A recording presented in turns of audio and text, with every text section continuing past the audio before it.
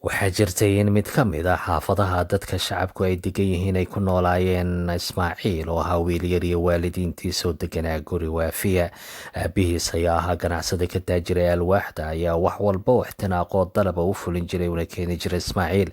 laakiinse ismaaciil wuxuu raaxo dareemi jiray oo qura marka uu tago guriga saaxiibkiisa rasmi iyo qoyskiisa, wuxuuna xaggaas la akhrisan jiray qur-aanka, wuxuuna u raaci jiray masjidka si uu ugu soo tukado salaada.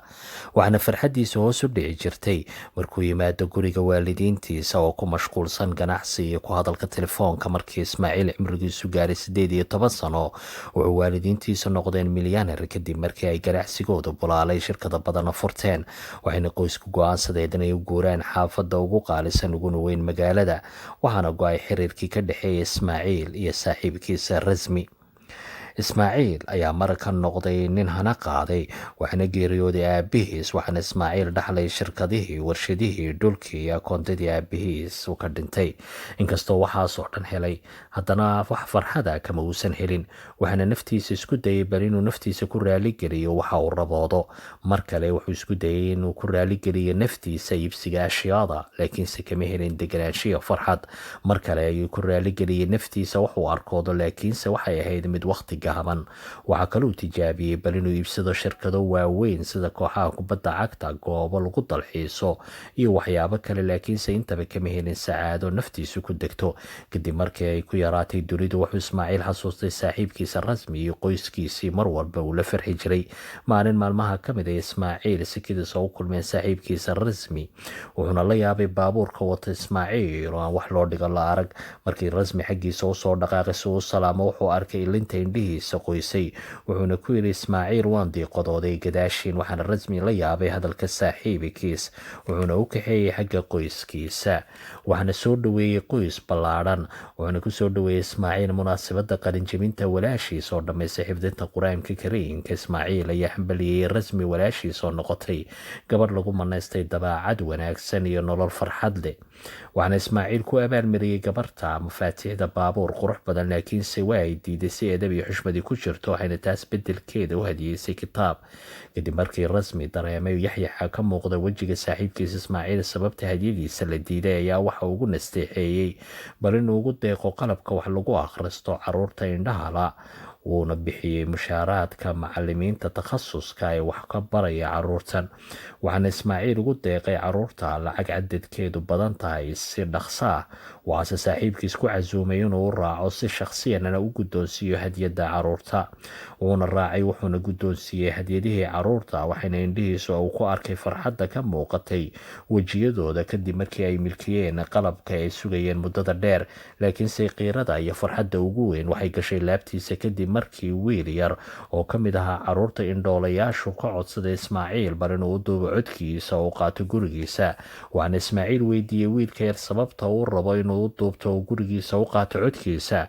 waxaana wiilka yar ugu jawaabay waan jeclaan lahaa inaan wejigaaga arko, laakiinse maadaama aysan suurtagal ahayn, waxaan jeclaystay inaan xafido codkaaga si aan uga aqoonsado dadka kale, aanan u ogeysiiyo dadka inaad xaqiijisay riyadaydii inaan weliba ka rafiiqno jannada. ismaaciil wuu ooyey si weyn, wuxuuna rasmi ka dalbaday inuu raaco gurigiisa. wuxuuna markaas kadib ku deeqay lacag aad u fara badan si ay u kafaalad qaado dhammaan caruurta indhoolayaasha. wuxuuna dalbay bal in loo yeero dhakhaatiirta ugu weyn ee fulisa qaliinka indhaha si balaalmeyna loogu soo celiyey qaarkooda ragooda qiibo walbay ku kacayso, si loogu adeego kuwa taagta daran iyo fuqarada. wuxuuna weydiistay arrin kadisa waalidiinta ramsi in gabadhooda lagu daro, wayna la waafaqeen. waxaana ismaaciil iyo sawjadiisu ay waqti walba ay ku qaadan jireen fulinta mashaariic khayriya oo lagu caawinayo fuqarada iyo dadka baahiyaha gaarka qaba. munaasabad walbana waxauu xasuusin jiray xaaskiisa inuu rumeeyey hadalkii nabigeena sallallahu calayhi wasalam ee ahaa in la gargaaro oo la quudiyo ducafada iyo masaakiinta.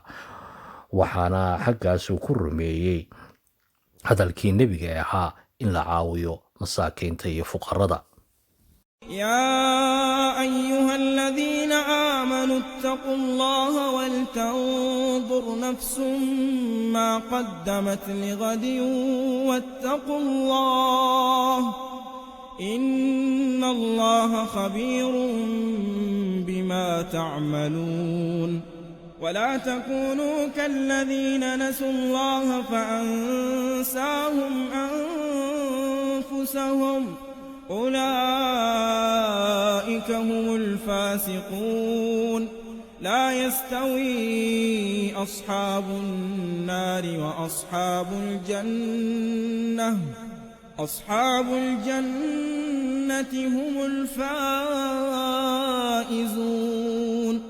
لو أنزلنا هذا القرآن على جبل لرأيته خاشعا متصدعا من خشية الله. وتلك الأمثال نضربها للناس لعلهم يتفكرون. هو الله الذي لا إله إلا هو عالم الغيب والشهادة، هو الرحمن الرحيم. هو الله الذي لا إله إلا هو الملك القدوس السلام المؤمن المهيمن العزيز الجبار المتكبر. سبحان الله عما يشركون. هو الله الخالق البارئ المصور، له الأسماء الحسنى، يسبح له ما في السماوات والأرض، وهو العزيز الحكيم.